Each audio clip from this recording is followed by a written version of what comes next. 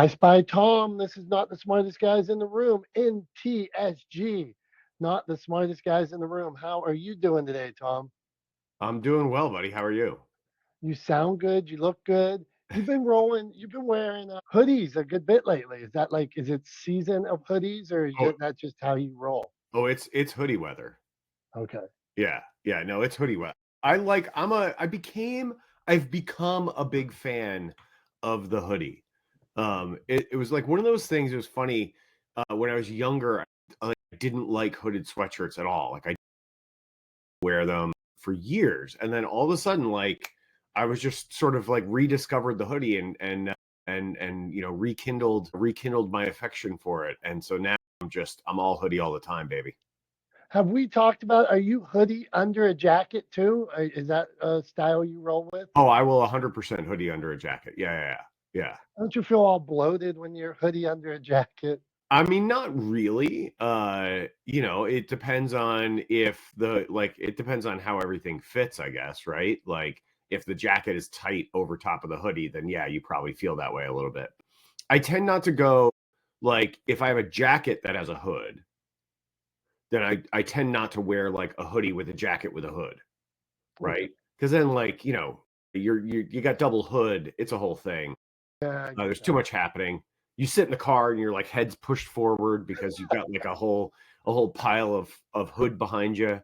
So Yeah. yeah. I was wondering, like, when you're rocking like a sport jacket, are you wearing the hood? No, also, I don't know. I don't know that I ever rock a sport jacket. I pretty much I pretty much am either dressed relatively casually, like semi-casually in my own way. So it'd be like still be like with the hat and everything, but then I'll have like a button-up shirt or something. And sometimes I'll wear like a something over the shirt, like a vest or something like that if it's a little bit chilly out. But then I'll just go like it's either that, like that's kind of the most dressed up I get until I just put on a suit. We got a good breakdown of your fashion. I found this shirt today. I got a purple shirt on. I had it, and for some reason I didn't like it, and then I pulled it out and put it on today. I look like $1 million. Maybe it was just a confidence thing. I was like, that shirt stinks. I didn't wear it. I pull it out today. It's like magical, perfect fit. What do you Yeah. know? Yeah, it's look, I think like a lot of guys get steered away, especially when we're younger, right? Like we get steered away from wearing colors that might be sort of seen as like effeminate or soft or whatever, or like just sort of colorful, right?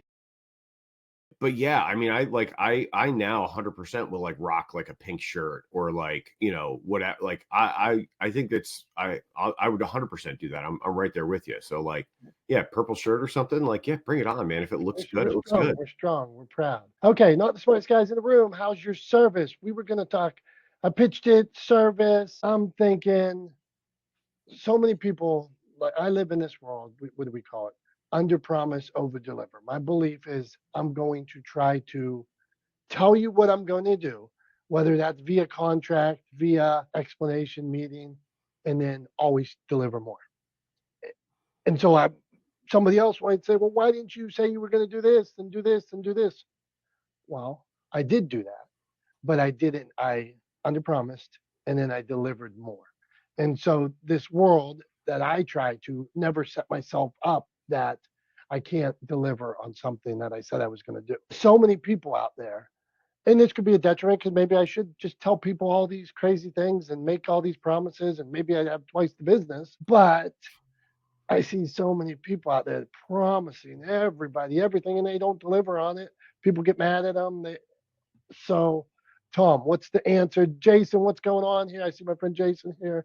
So, Tom, what do you think about that? And let's talk service. Yeah, I mean, look, I'm a big subscriber to the idea that you can it's very easy to under promise and over deliver, right? It's easy to, and I like to think of it this way, like it's more just a matter of realistically managing people's expectations, right? So I think you provide a set of expectations for your customer, your audience. You as a business are in charge of what that set of expectations is, right? Like that is 100% within your control. You tell your customers, here's what you're buying from me, right? Here's the service I'm going to provide. Here's the product I'm going to provide, which is also a service to some extent, like if you wanted to sort of get a little bit more philosophical about it. But, here's what I'm going to provide. Here's the cost. Here's what you should expect for that cost, right? Like this is the transaction. This is what you're getting. And I think like that's 100% within your control. So I think when you do it well, and for myself, I do this a lot, is I'll say, look, here's what you should expect. We will try to deliver above and beyond that set of expectations, but that is the minimum you should expect. And then we will often deliver above that minimum, and it creates an opportunity where the customers that we're working with, the folks that we're working with, are almost perpetually impressed with what we deliver because we manage their expectations well. We ground their expectations in reality, and then we tend to over deliver on that set of expectations, which creates sort of an outcome for both of us. They get more than they thought they were going to get, and we get the benefit of that positive perception in their eyes, right? That positive experience for them. So it's kind of a win-win on both sides. I have a friend guy named Tim Dwyer, who's from Brisbane, Australia. And I was actually just with him last weekend working on a project together down in Florida. And he has a thing where his whole thing is he talks about purpose over profit, right? And he's a consultant. He works with brands and with businesses to help them shift from profit-driven models and profit-driven approaches to business to purpose-driven approaches to business.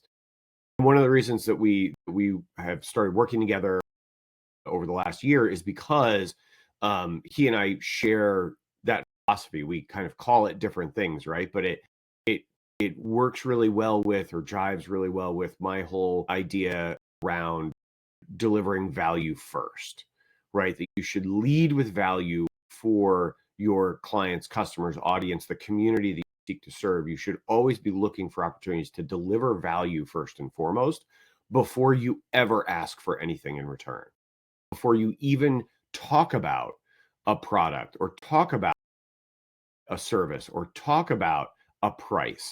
You should always be offering value first that benefits the community that you want to serve, and then create the opportunities for them to return that value to you through your brand or your business. But yeah, it all lines up really well. There's a lot of different ways to really kind of like say similar things, right? Which is, thinking about purpose over profit, thinking about leading with value, or thinking about just how do I provide the best service for my customers. So that's I mean, those are kind of my thoughts on it. I think that's a good place to kind of kick off the conversation. What do you think, Tom? I think that's good stuff all around, man. I appreciate it. Okay, so Jason, when you're out there when you're dealing with a contractor or you're signing on the dotted line or you're even at a restaurant, what service expectations do you have?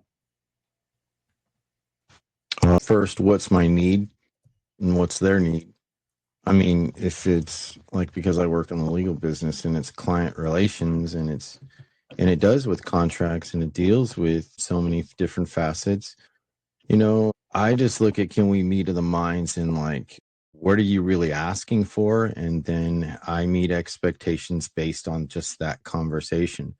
I don't go, and what I don't do, and I really had to work on this in the last couple of years, is I don't promote myself like a bulletin board or a billboard, so to speak. No flashing lights.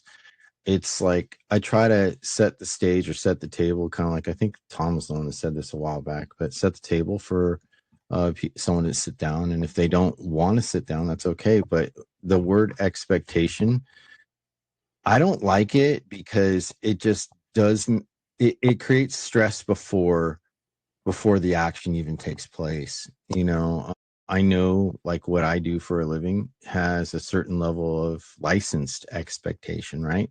So they know that ethically and legally I'm going to have to be responsible. So that's the first part. That's my first part of my responsibility. Second part is like, they're probably going to ask, what's my experience? And I relate my experience through situations. I don't give them the whole answer, because if I did, that they'd walk out the door. I just give them kind of like a sample tasting, like when you're at Costco. It's like, if you really want it, you taste it, you like it, you enjoy it, you go with it. But if you don't, it's okay. And I think that's where people go wrong, is they have expectations before invitations, and is the invitation right for them? If more of us did business that way, we think about how we're meeting the minds with the invitation versus the expectation. I think that we get a lot further ahead than we already are. And I've actually proven that in my own career. I've gone through definitely hoops of fire. I've gone through storms. I've gone through a lot of things. But when I think about the word expectations in my work, it's like I don't advertise my business. I never advertise my business at all.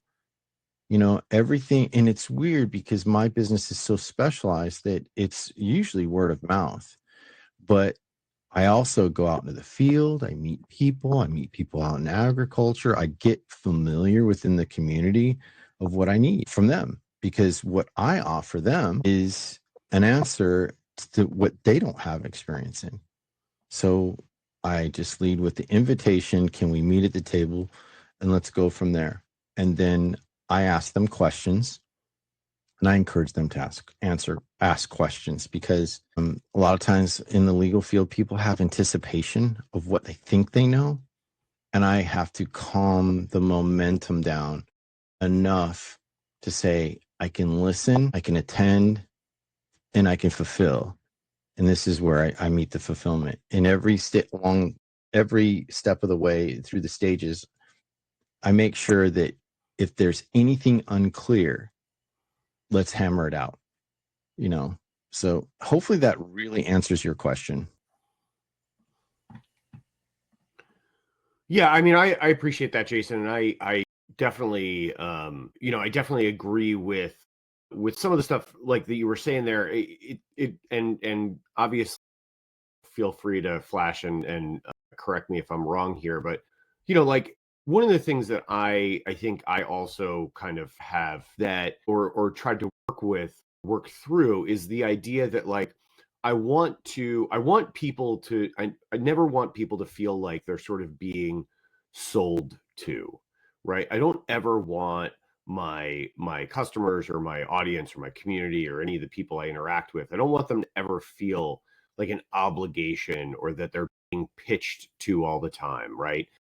I want people to really feel that they've come to the decision to work with me because it is the best decision for them, and for their particular need, and not because it was the slickest sales pitch or it was the prettiest package that they were offered, only to later find out that it wasn't actually what they needed, didn't serve their needs well, and that maybe they feel like they got kind of sold a bill of goods that we didn't deliver on, right? I think that like that's something I've definitely sort of struggled with in my own business, is trying to get over that hump of feeling comfortable with having a sales process, right? Like I still don't have a good sales process for my business. But I'll say this, I think it's okay and it's good that I don't yet have that sales process, because I will have that sales process. I'm working towards that. It's okay that I don't, because I think generally speaking, and this again is going back to my friend Tim Dwyer, like one of the things that he talks about in his notion of like purpose over profit, or purpose first, being a purpose driven business. One of the things he talks about there is the sort of the order in which you build your business, right? And the idea is that you start with brand, right? You kind of build brand first, then you design product, and then you go to sales. And that is sort of the fastest way to actually grow a business that is consistent with the values that you want the business to have. Um, And that's kind of something that I'm kind of working towards. I've sort of done brand and product simultaneously, but I feel like I've got an established brand at this point. I've got a solid suite of products that we offer, of services that we offer. And so now is actually the right time to start building out that sales process. And so that's why I'm working with another company now to help do lead generation for me so that we can sort of build a sales pipeline for my company so that we can scale. So I sort of have some after the fact validation from my friend Tim that I've gone about things the right way, sort of intuitively. It's how it felt right to do it for me, right? Was to sort of build the brand and the products first and then think about the sales process. But I think also when you approach it that way, when you know you have and what your brand's values are, right? And what you stand for, and you know you've got good products and services that are in alignment with those brand values and are consistent with your values, right? And the way you want to do business, then by the time you get around to doing sales, right? And to building that sales process pipeline, it suddenly doesn't feel so icky anymore, right? It doesn't feel sleazy because you're selling something that you believe in and that you know delivers on its promise, right? That you know delivers for your customers, your clients. And so I think both it works in terms of how the order in which you build a business to scale it quickly, but it also works in terms of how it feels if you're sort of a values driven business owner, how it feels to build that business that way, because all of those things are sort of working together towards a goal or an end that you believe in, towards a mission that you believe in already, rather than making a thing and selling it and then trying to figure out what your mission is after the fact. There's nothing worse. I worked in restaurants for about 15 years before I got in the legal business. And along the way, you learned how the approach, we've had guests on like John from Law Enforcement Radio, where he would talk about like pitch and hook, right? And it really kind of sunk in and made me think about my restaurant service. Every time someone's brand new sat down in the table, it's kind of like you're doing a little bit of recon. You're kind of just like, hey, we're here. And while you're there, it's like you learn the different maneuvers for different personality types and you're learning different ways. And there's nothing worse than when people are trying something for the very first time. They have an interest. Now, how do you sauce up the experience, not the expectation, right? And have you ever eaten at a restaurant that probably the food was really crappy, but the experience of just being there was good enough? And I've had that. And I've had guests who I've served said, I really didn't like your food, but I liked you. I liked you helped me and my family get comfortable and feel welcome so that I don't have to stress out or so that I don't know. You made I've had countless Mother's Day. Anyone who works in the restaurant business knows that when you work Mother's Day, there's high anxiety, long waits, high stress, volume of food, volume of speed, and there's going to be errors. But it could be that one person who just walks you through it.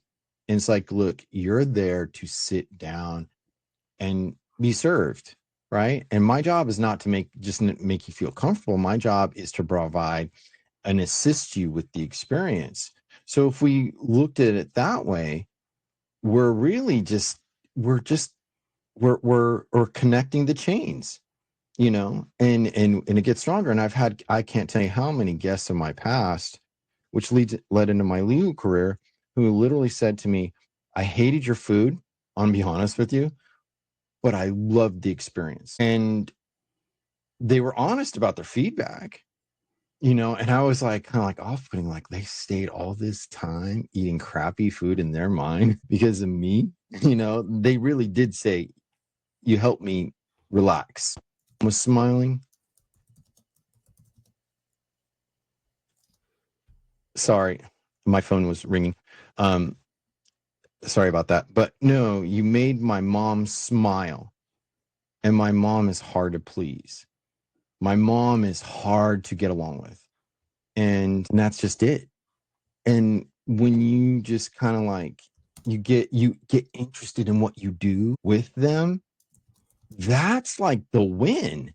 That is the total win. Good stuff, Jason, man. We appreciate you adding this restaurant style, uh, because this is very service based. So go on, Tom. What do you want to add? Well, I was just, it reminded me of, and this is something I've talked about sort of ad nauseum in here before. And Dom, you're probably going to nod and smile and in sort of recognition when I say this out loud, being like, yeah, Tom, I've heard this 100 times. But it's that what really matters, like ultimately the goal for any business is to make someone feel good, to make your customers or your audience feel good supporting your business, your brand, right? Like that, if you can do that, if you can make someone feel good about that decision, you're done. Like that's everything after that is a cakewalk. The sales will come, people will become return customers, they will advocate for your business, they will tell all their friends and family that they should come see you for the service or the products that you provide. All you have to do really, like the goal is to make people feel good about the decision to support your brand or your business, right?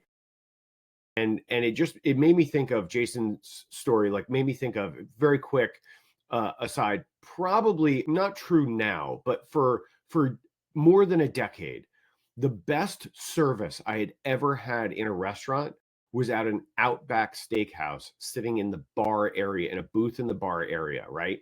Which, like, booths in the bar area kind of notoriously don't get great service in restaurants, right? Because often, well, I mean, for a variety of reasons, but often they don't get great service, right, in a restaurant. And I think we can all agree, even if you like Outback, and Outback's fine, but the food is decidedly mediocre at best, right? Like it is not, nobody, very few people are like, actually, I should say, nobody thinks of the Outback as fine dining, right? Even people who love Outback would agree that it is not great, amazing food, right?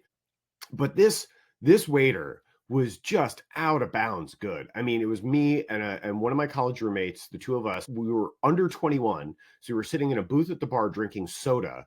And this guy, like, we couldn't even get like 3/4 of the way through a soda, and another one would just get set down on the table in front of us, right? Every time we needed something, we didn't even have to open our mouths. Like it would almost be like we were down to like the last piece of bread, right? And would about to be like, oh, we should ask for more bread, and he would just drop a new loaf of bread on the table, right? Like, I mean, it was almost like preternatural, like he was reading our minds. He was so good. We were broke ass college students for whom like going to dinner at Outback was kind of a big deal at the time, right? Broke ass college students went to dinner at Outback. We gave this guy a 50% tip.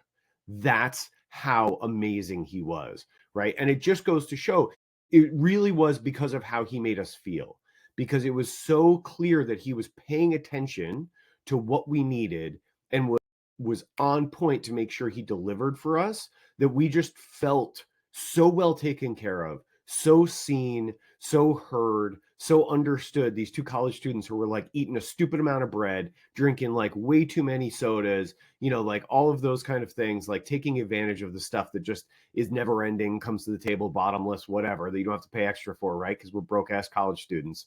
And he was just like, I'm here for you guys, right? Like, doesn't matter to me. It doesn't matter that like each soda isn't adding to the bottom line of the check and making sure my tip will be bigger, whatever. We gave him like a 50% tip, which was a big deal to us, considering like how stretched we were for cash at the time. So look, if you can make people feel good about the decision to support your business, right, they will go out of their way to make your business successful too. So yeah, that's just what it made me think of. How about you, Dom?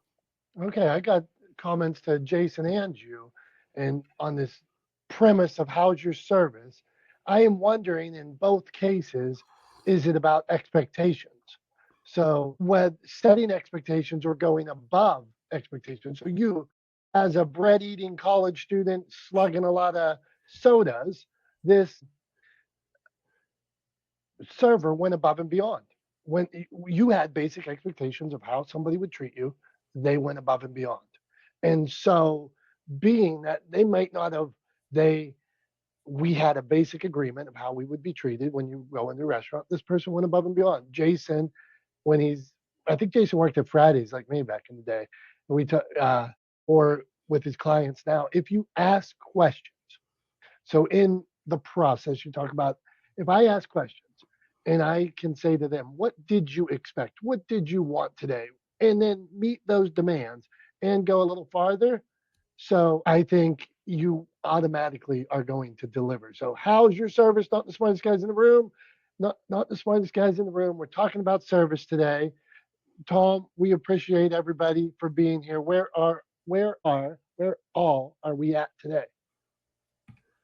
Yeah, absolutely, Tom. As always, we always appreciate everybody tuning in, listening, watching, either live or after the fact, because obviously, as you alluded to, we are streaming around the internet, but wherever we are streaming, it also lives. So if you're busy on Wednesday morning at 9:30, between 9:30 and 10:30, if you can't join us, if you missed the live stream, don't worry. No need to cry in your Cheerios. You'll be able to catch us on a replay either on YouTube, Facebook, or LinkedIn. We are streaming on all those channels. We are also streaming on Twitch for the one or two people that ever catch us there. Might as well, right? It is a live streaming channel. It's kind of the whole point. So I figured, why not? We'll stream on Twitch too. But yeah, on YouTube, on Facebook, on LinkedIn, we are live right now and also there for replay. So if you miss it live, never fear. You can get your fill of Tom's Thumbs or show and tell or a trip down memory lane with Dom anytime you want. All you got to do is tune into one of our channels on either Facebook, LinkedIn, or YouTube. That's right on. And you might see yourself made into a short or a reel. And isn't it funny that when you share like a short or a reel, here's what's weird on a sidebar. So I could break down the long form video into like a minute, 90 seconds, something like that. I could put the similar video on 3 platforms. Let's say I put it in Instagram, I put it in YouTube, I put it on TikTok. The same video, all of a sudden, one day on YouTube does 1,000, and on TikTok it does 100. The next time, the same type video does 900 views on one and 20 on the other. What is it that makes a given video that is similar, and you never know which time it's going to be, and then sometimes the video takes off, sometimes it doesn't. But why on the different platforms do they respond so differently? And it's different each time. You got a thought? Go on. Anybody? Oh, I mean, I definitely have a thought. Go on. What do you got? Yeah, it performs differently because there's different audiences, different groups of people on different platforms and different algorithms, right? So like that's, I mean, in a nutshell, that's why they perform differently, right? It's different environments, right? So I hear you. Yeah, it's just interesting because, like, let's say I talk about this today, that this time on TikTok it could hit, the next time it doesn't, the next time it does. So anyway, Reels, how's your service? That's what we're talking about today. I think it's that time of day where we go to the very exclusive. You can only see it here, Tom's Thumbs. So this is where we talk about something from media, pop culture. Tom, today I want to ask you your thoughts on fast casual restaurants. fast casual restaurants. Okay. All right, let me think about this for a second. So, I mean, obviously it's a relatively broad category of restaurants, right? I think it goes everything from like technically Chipotle is like a fast casual restaurant, right? Like that's a fast casual restaurant is a fast casual restaurant, right? No, you tell me. I think if you have a server, it is not a fast casual restaurant. I think if you go to a counter and order, you're fast casual. Okay. Okay. So what do I think about fast casual restaurants? I think I think two things. I think there's a ton of opportunity in a fast casual restaurant setting to provide dramatically better food with a similar sort of speed experience that you get to fast food, right? So I think and again, Chipotle was the first example that popped into my head, right? Because that was like, when somebody says fast casual, like that's kind of what pops to mind, right? So, in a restaurant like Chipotle, you have much better food quality wise, right? And less ultra processed, right? I mean, like, look, everything you eat that's cooked is technically processed food, right? If it's cooked, that is a process that it goes through before you put it in your mouth. It's processed, right? So like, that is definitionally, anything that you cook is processed food. But it's not ultra processed food, right? It is not it doesn't have sort of all the added ingredients that help make it sort of delicious in the way fast food is delicious, right? The way it makes it hit, so to speak, right? To kind of put a colloquial term on it, right? Like, the fast food hits partially because of the ultra processing, right? Just like Doritos hit because of the ultra processing, right? Anyway, like, I think fast casual is great because it gives you the opportunity to get a meal quickly that is also better made with better ingredients, tastes better, and is likely better for you, as a better balance of macronutrients than what you'll find at a fast food restaurant that can be very heavy on carbohydrates and fat, and light on sort of like protein, the other big macronutrient, right? But just kind of have, a way outsized, much higher levels of sort of carbohydrates and fats than you really want to get in a meal, especially compared to protein. So yeah, so I think it gives you, generally speaking, I think fast casual restaurants give you a great opportunity to get a meal quickly that is also better for you. And I kind of like the experience, right? I like the experience of like a Chipotle where you walk in and you're like, hey, like, I get to build this from the ground up. I'm gonna have a burrito bowl. I want to start with the rice with cilantro, right? I want some black beans. I want chicken. I want fajita vegetables. I want, like, whatever the case may be, right? Whatever floats. I'm typically skipping sour cream. Not a huge fan of sour cream. I'll skip sour cream, but I'll definitely do guac, even though I know it's extra. I like that experience of, like, you get to customize it, you get to have it sort of the way that you want to have it, but you also get it really quickly. It's filling, and it's a little bit of a better balanced meal than you would get at like Mickey D's, right? The Big Mac value meal. While it may be satiating and you may find it enjoyable, don't think you have any sort of question from a nutritional standpoint that you're better off eating a burrito bowl from Chipotle than you are eating a Big Mac meal from McDonald's. So in terms of like sustenance and what it provides you, I think they're a great option. And I would rather, like, kind of the trend moves in that direction of more of a fast casual kind of experience than a fast food experience. I think if we could maybe push fast food restaurants into a more kind of fast casual direction, we might end up with better food all around. So I don't know. That's my thought. I would give a fast casual restaurant a thumbs up. If you want to ask me about a specific one, we could do like a rapid fire thumbs up, thumbs down on specific fast casuals if you want, if you have a few in mind. Otherwise, I'll just casual restaurants a thumbs up and we'll leave it at that. Okay, we can start down this process. Hey, I see our friend Jim Ajay stopped by. That is 3 thumbs up in a row for. We need like a statistician. 3 thumbs up in a row for Tom's thumbs. He's giving fast casual thumbs up. So I'm mad at fast casual, Tom. I just went to Chipotle the other day. Okay, I like Chipotle, but this day it wasn't the best. But my beef with it is, at the same day, my son went to Jersey Mike's, got a sandwich. The sandwich was $17.95 before tax, before tip. I personally, to not sit there, to not have a waitress, to have to take it home, so you get to build it yourself. But $17.95 for a sandwich with not even a bag of chips. Come on, man. I wish I could have gave it a thumbs down. So Jersey Mike's charging $17.95 for a sandwich. What do you think?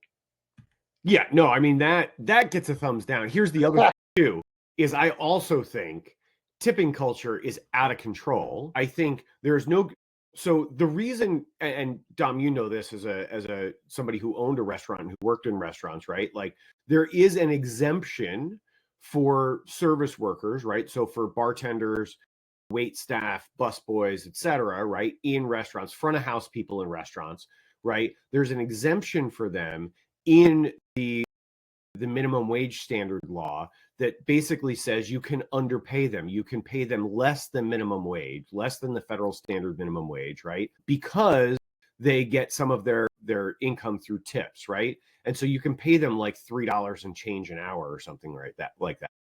Well, that exemption doesn't apply to workers at like your coffee shop. It doesn't apply to people behind the counter at Jersey Mike's or at Chipotle, right? All of those people are subject to standard wage laws and whatever, depending on what state you're in. Some of those minimum wage laws are 15, 20 something dollars an hour, right? Like, and I'm not arguing that those wages are out of place. If anything, I would argue that they probably still need to go up, right? There's still room for improvement. Complaint is with tipping culture, right? Like, I genuinely think, first of all, I think we should do away with the exemption for front of house service workers in restaurants. Like, there's no good reason why any restaurant should be able to underpay their staff. They should have to pay them at least the minimum wage. I think genuinely we should try to move away from having to tip everyone, where tipping should be an expression of exceptional service and not a standard like, oh, well, the price on the menu is only this, but I still have to tip on top of that. So like really the price is that plus 20%, which is kind of crazy. I think just add some margin on the price on the menu and leave it at that, right? Like, I think it provides better transparency for everyone. Anyway, like, see, you should have asked me about tipping culture. I would have. Let's get into this, Tom. Why do I have to? Why? I mean, how is everybody not offended by somebody turning this iPad around? You know, that they turn the register around. Like half the time, they don't even talk to me. They didn't even say a word. They didn't even smile. And then they turn the iPad around, and I'm like, you barely handed me something and made me feel bad about it. Now you went doop and turned the iPad around where the 6 people behind me can see it. And I'm like, okay, but talk about that culture. And then I don't even get a thank you. They don't even see it. It's like, boom, you turned it. I gave a good tip. Nothing, not a smile, not a thank you. I can't take it. Yeah, I But don't tip in those situations. And like people might come at me. I don't believe you. I bet I'm standing behind you and you're like, doop, doop. The only time I tip in one of those situations is truly when someone has gone above and beyond and exceeded expectations. Then I will tip, right? But like in those situations, I do not provide a tip. I do not hit the 15, 20, 25% button. I hit no tip and I sign and I'm out, right? Because again, it is the tipping exists in cases where people are allowed to be underpaid by federal law. They're allowed to be, and state law, they're allowed to be underpaid. And the tipping exists to make up that income gap for them, right? So like in a restaurant, your server, right, the person who brings the food to your table, they get underpaid. The only way that they can pay their bills, the only way they can survive is if you tip them. That is part of their wage, right? And so like I always tip, and I tip well in those circumstances, right? I never tip in a situation where I know they are not subject to those exemptions from minimum wage laws, where I know that they are paid reasonably well, where I know they have access to benefits, right? So like Starbucks is a great example. Like Starbucks, generally speaking, pays their employees relatively well.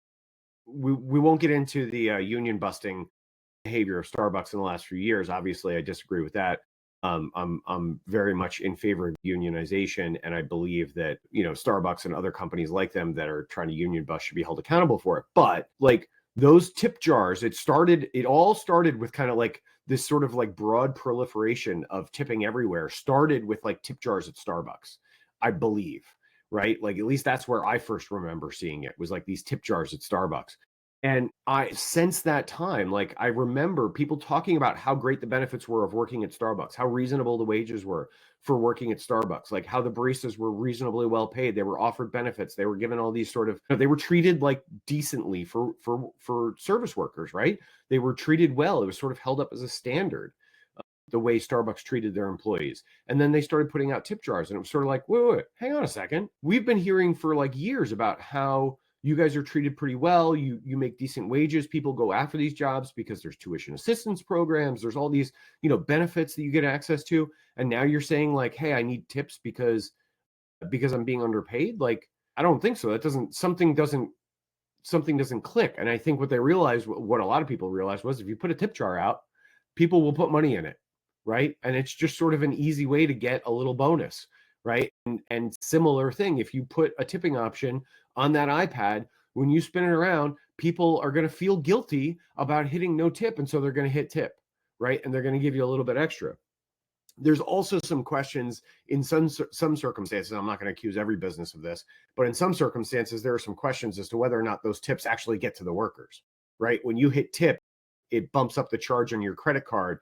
Does the business actually do the work of separating that money out, making sure it ends up in the pockets of those workers, or does the business just keep the money? And there's a lot of instances where it turned out the business was just keeping the money, right? So like, that's the other reason I don't do it. But yeah, so yeah, I hit no tip. And you can sneak up behind me and look over my shoulder. I promise you, in those situations, you're going to see me hit no tip on the iPad. And most of the time, the worker doesn't even notice because they're either not paying attention, or they've gone to like, often it happens to me at like a coffee shop, right? So like they'll go to like fill, because I often just get like a drip coffee. I'm not even getting like a fancy espresso drink. I don't get anything with like 17 pumps of caramel like you do, Dom. But like I'm just getting a drip coffee, right? And so like they'll just go fill up my coffee cup, come back, and by the time they've come back, the transaction's over. They don't even know if I hit tip or not, right? So like I don't even worry about it. And like you said, half the time they don't even say hi or good morning or like, how are you today? Or anything like that. It's what can I get? And then they silently hand you your coffee and you walk away, right? So like, why am I going to tip for that? Just hit no tip. I feel you, man. Hey, Jason, you were flashing. What'd you want to add as a former server? Well, there's a lot of things going on. I mean, everybody's feeling the pinch of the economy right now, right? So what's interesting, I waited tables back in, I think it was 2007. That's when we had the big bust, the loan bust and all that. And I remember the first thing that I knew when the market went down for real estate, the first thing I started noticing, because I'd work on a couple of lunches here and there, that it was a ghost town in the restaurant.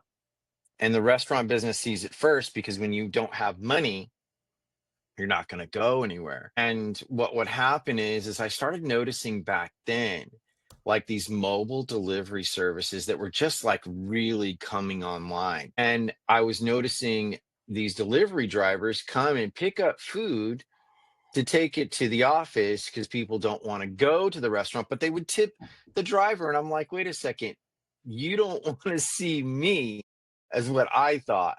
And you think you're getting it cheaper to go, but you're tipping the delivery driver. A lot changed, in the economies. And to comment on how you feel when you feel tipping is appropriate and not appropriate, it's kind of it's like a danger zone, a cautionary tale, because people could think you're just a cheapskate. And at the end of the day, no one, like Tom said, you're not going to know. But it is interesting. I always tip in cash. I never tip on my card. And I remember one time I was in a restaurant not too long ago. I was in a steakhouse and they said, no, you got to tip on the card. And I said, I don't have to do shit you say. Or, excuse my language, I'm sorry about that. Or you can get nothing. So what do you want to do? And the waiter took my money and just didn't even say another word again.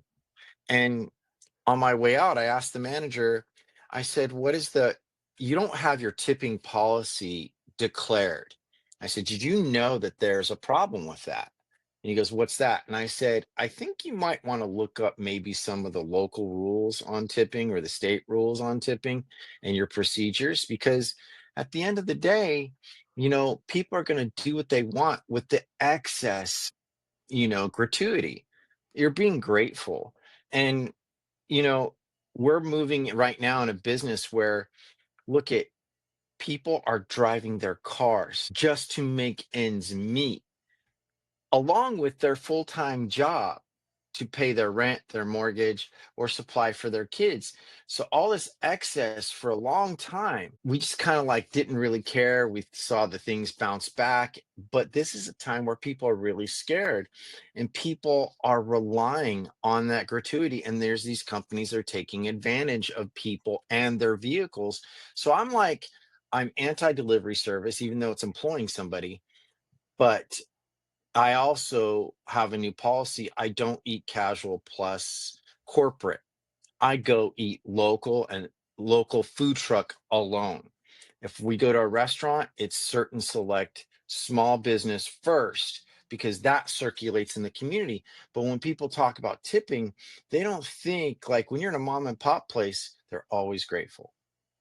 If you're getting a cup of coffee, unless you really made something significantly wow, I mean, I just think like, okay, you know, but I think that the government oversteps and corporate oversteps about how they're regulated and how they're initiated. And we have to really look at each other as human beings. Like, hey, everybody's trying to make ends meet, but at the end of the day, it's like I've got to take care of me. And if I'm not giving extra money, nothing personal. It's just my choice of how I spend my dollar. And I encourage people, buy local, buy small first, corporate last. I mean, I couldn't agree more with that sentiment, Jason. Like, absolutely. If you're going to go patronize a restaurant, skip the big capital chain restaurant, right? And go support a restaurant that's owned by one of your neighbors, right? That's run that the people working in are maybe, you know, the teenage kids that live up the street, right? The high school students from the local community. The business owner is somebody that lives down the block from you. Like those are the businesses we should always put our money into first. I couldn't agree more. Absolutely. So food trucks, man. Food trucks are freaking great. I love this sort of food truck revolution. I wish we had a better street food culture in this country. Street food. Oh, you should come to California, Tom. Yeah. And like, no, I love food. I love food trucks. I love street food culture. It's great. I wish we had, if you ever get a chance, look up and you can find old episodes of, I think he was on No Reservation. I think he did it on his show on CNN also. Anthony Bourdain used to go around, obviously go all over Southeast Asia, but look up the hawker marts in Singapore. Like that, look those up. If you're not familiar with them, look them up, watch a video on them and enjoy, because I wish we had something like that here in the States. They're amazing. They're great places. East Coast. Well, yeah, I mean, we don't even really have them. We don't, to my knowledge, we don't have anything that's quite like hawker marts anywhere. And it's because it takes a while to sort of build up to that. And it's a result of a long-standing culture of small, like individual dish focused, like sort of micro restaurants. But anyway, yeah, it's really cool. They're amazing. I would go back to Singapore for a day just for the hawker marts. Anyway, what we have to do now, we got to shift gears a little bit of a transition. What we're going to do is we're adapting. Going so now we're gonna shift it around, and Tom is gonna take us on a little trip down memory lane, which is what he's kind of always done with show and tell. But it means that he doesn't always have to physically have something to literally show us. Sometimes he will, sometimes he won't. We'll never know until it happens. But for right now, Dom, why don't you take us on a little trip down memory lane? Last week, I don't remember what I showed because I was thinking, I remembered talking about wanting to be in the restaurant business and crying behind a dumpster. And I didn't have a dumpster so to show. But this week, last week I was talking about being a server at Fridays and felon training, and I had this goal to always own a restaurant, right? And so today, looking around, I found some restaurant merch from when I opened my own restaurant. And so here it was called Icons.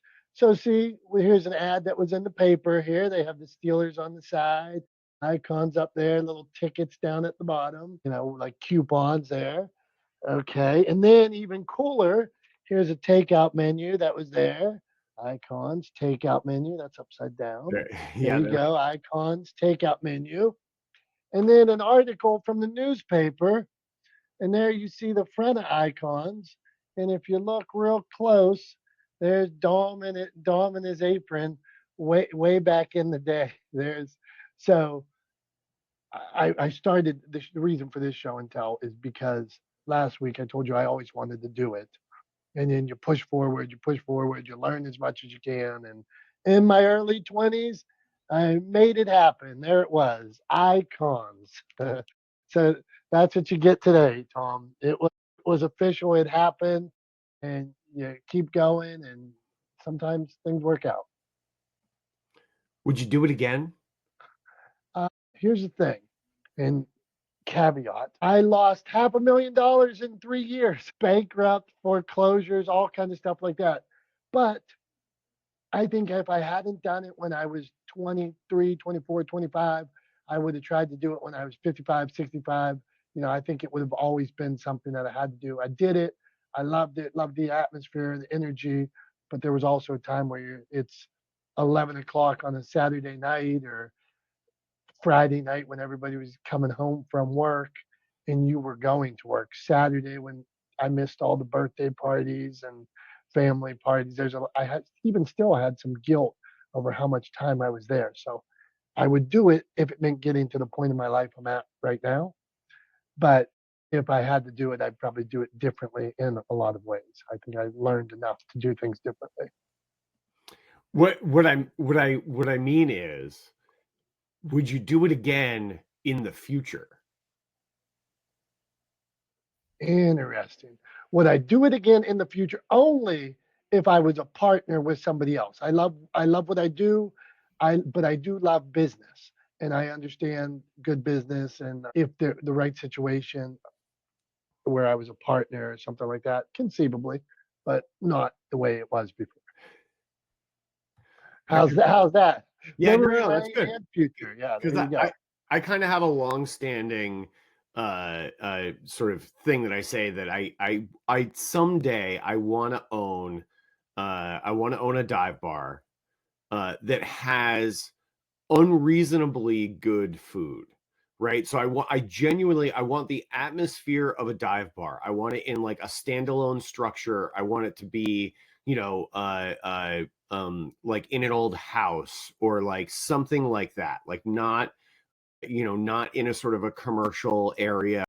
I want it to be in its own little place, and I want it to have food that is shockingly good, right? Like, but not necessarily complex, right? Like good food just done really really well with a lot of care, and and cold drinks, a great whiskey selection, great beer selection, and the place where everyone, like all the locals can go. It's affordable, it's a great place to go hang out and spend time, bring your family, and then hang out late night if you want to, but then also have it be a place where people travel from out of town to come to check out. So like Tom, I got a question about that. go Do ahead. you have typical favorites that you just go to, or do you actually explore to find those kind of places? Because a lot of people they stick to what they know. They don't look outside the box. And there's a lot of places just like what you're talking about that I've seen just driving around. Yeah, no, there are places like that for sure. For sure. Excuse me. I think for me, like I'm a little bit of an explorer and I like to go find those places whenever I'm somewhere. I've been in tons of them all over the country, right? And in some cases all over the world. So yeah, I think those places exist. I've always wanted to own one, right? So it's not that those places don't exist. It's that I've always wanted to have one of those places to sort of call home, at the end of the day. And I've sort of jokingly said that's my retirement plan, that someday I'll own one, and I'll be it won't be a place where I have to be the bartender, right? Like the idea is to own it, be hands off, let it run, get out of its way, and let it be successful. So I'm not even talking about necessarily building it from the ground up or opening it. I may even just buy one that's already established and doing really well one day, right? I'm not talking about like tomorrow, but someday I want to own a place like that. And it maybe I even just buy an ownership share. I don't even actually buy the whole thing, right? Maybe I just buy a piece of it, and that's you know, I get a little income from being a part owner of it, and I get to have a place to go hang out and have my own little local watering hole that I'd love to be a part of. So yeah, so I mean, I know they exist. I don't think it's revolutionary, the idea to have one. I just and I don't even necessarily want to build it. I just want to be a part of it. So yeah. So Jim, you came up on stage in a rare change. I gotta ask, what's going on? What brings you up? Yeah, Tom, what you just described with the bar is exactly what my cousin did. He had a corporate job, did really well, got an early buyout, and him and his wife bought a bar. And this bar was a dive bar. Uh, it's still pretty much a dive bar. They fixed it up a little bit, but they renovated the kitchen. When they bought it, they hired a chef. Okay, so they had people that were making like bar food. Now they elevated everything. It's actually, I don't know how far you are from West Deptford, New Jersey, but it's in New Jersey, and it's called Southwood Bar. They have a steak night one night a week. They have one night a week where they actually bring in seafood, fresh seafood, and they have like crab legs and crab cakes and all kind of seafood things, literally at this dive bar. So they have great food. They pay their chef a crazy wage to keep him because, and basically whenever they did this kitchen renovation that was like 250,000, he basically designed the kitchen to in a way to keep him there. Their head bartender is a master mixologist. He makes the craziest drinks that when you look at, you think no way is that good, and then when you try it, it's unbelievable. They have regular clientele.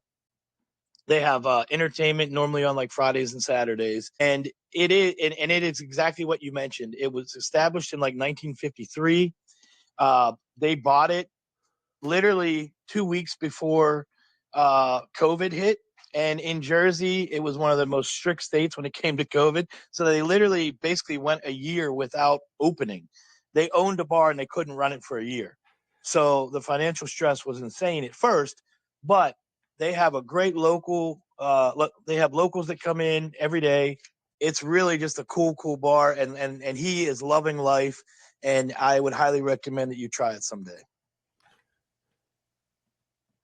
I mean, I love hearing that. What often people describe to me as a ridiculous and crazy dream is not so ridiculous and crazy that it's impossible. Is Jim, or is it John and Denise? Yes. Okay, Yep. cool. I found the website. So I wanted to make sure I had the right place. I'm curious to see. I'm pulling it up right now. Let's see how far it is. Well, if you follow their social media, they're pretty active on social media. They post a lot of stuff. And so one night he showed me their new menu when we were just there over the weekend a couple weeks ago. And one night they actually have a chicken cutlet night where they make all these different kind of sandwiches with chicken cutlets with like prosciutto and all these crazy things and like balsamic glaze, and I mean just like gourmet chicken cutlet sandwiches that are ridiculous. So like they're finding their niche, they're doing different things each day, and it's just a cool place. The other fun fact about that is uh, it was owned by a woman in 1953, and I think it's the longest running bar in New Jersey that's woman owned, and she would only sell it to another woman. So my cousin's wife actually bought the bar, but he's obviously married to her and part owner. But she would only sell it to another woman to keep that women business tradition going, which was kind of neat too. Well, I love that. Thanks for sharing that. And it's all the way down by Philly. So it's a bit of a hike for me, but next month, not next month, actually, in the beginning of December, we're going down to Delaware because going down to Rehoboth Beach. Becky's running a race down there, and my wife Becky. And so we will be driving right past that part of New Jersey, and maybe we'll have to figure out the timing so we can stop there for lunch. And Tom, if you're a cheesesteak fan, he makes the best cheesesteak in all of Philly, and it's not even in Philly. So I'll just leave it at that. Well, thanks, man. I appreciate it. Dom, we're a couple minutes over, buddy. You got anything to add before Yeah, we should make reels of Jimmy talking about that restaurant and send it to them. They owe him like free food for life. I just wanted to say on Dive Bar, last thing from me today before we go to this beautiful wrap up.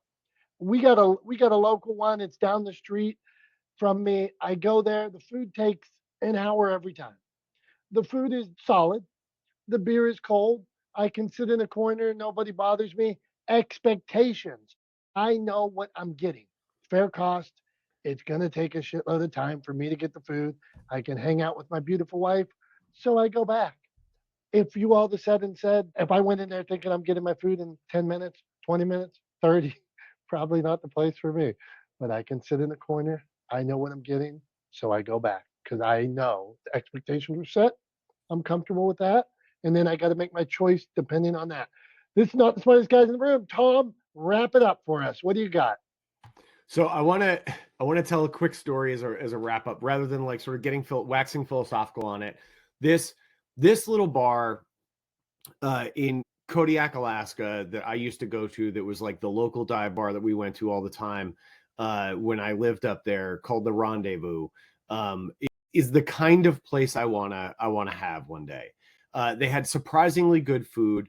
And one of the things that they used to do, and it made it a really fun atmosphere, is they would do, on Friday nights, they did steak night at most Friday nights. And it was by reservation only, because they only had a certain number of steaks, because you're on an island off the coast of Alaska. So it depends on what came in on the barge that week and whether or not steaks were ribeyes.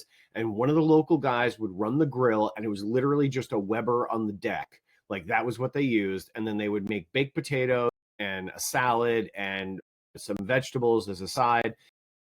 But like, you would just tell him how you wanted your steak, and Jeff would be out on the back grill drinking beers and cooking steaks. And it was sort of like going to a family dinner, right? Because everybody was just, like, people would sit together. Sometimes you'd have multiple. They only had so many tables. So if you had like a 6-top table and you had 2 parties of 3, well, guess what? Those 2 parties of 3 are sitting at the 6-top together, right? Like, that's the way it went. And everybody, feel like you were getting a ribeye on a plate brought to you.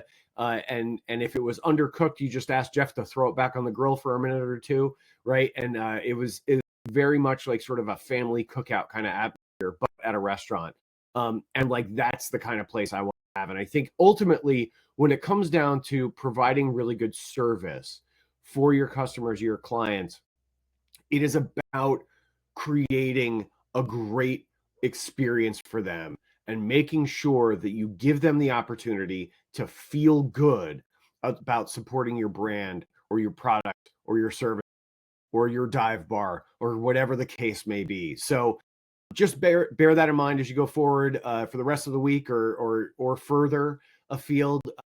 Just always try to create a great experience for your customers, for your audience, for your community, and they will repay you in kind. They will support your brand, your business for that experience. That's all I got for this week. Thanks so much, everybody, for being here. Jim, thanks for jumping up and telling us about your cousin's place in New Jersey. I'm excited to maybe try to check it out for beginning of December as we roll past Philly. So thanks for that. Appreciate all of you guys being here, listening as always. We love you. We thank you. We appreciate you. And until next time, for Dom, I'm Tom. We're not the smartest guys in the room, and we'll see you next Wednesday. Bye-bye.